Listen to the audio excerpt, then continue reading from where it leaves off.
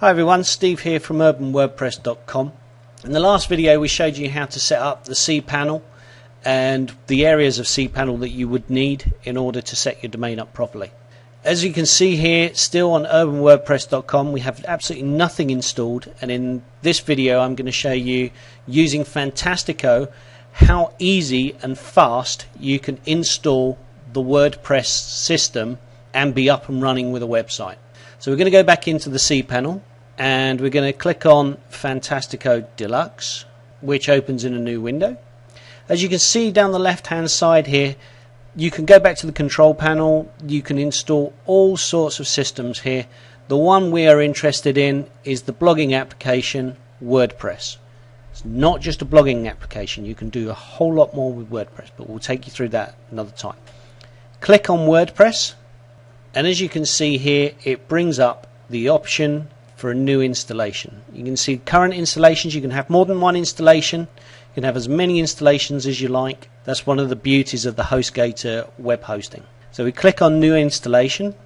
As you can see here, it comes up with the first of 3 steps. We're going to install it on the urbanwordpress.com domain.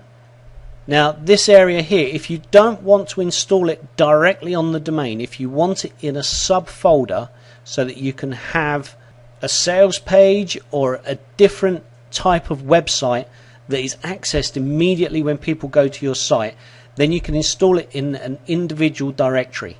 You don't have to create this directory.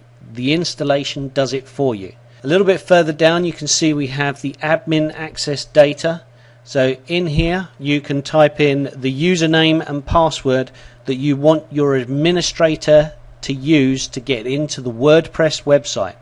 In this case I'm going to use admin and password. This will change, I promise. The admin nickname. When you put up information on your WordPress website, the name that you place it up as is the name that gets posted at the bottom of the page. In many cases a lot of people use just straight admin. I like to use the name of the website. In this case Urban WordPress, and that will allow me to post as Urban WordPress, so people will know that a post is directly from me. Admin email, you can use your own email. In this case I'm going to edit this to the Urban WordPress Gmail account. The site name is very important. The site name will show in the top left hand corner of your website. So our site name is Urban WordPress. Your description is the description of your website. This will also show underneath the name of your website.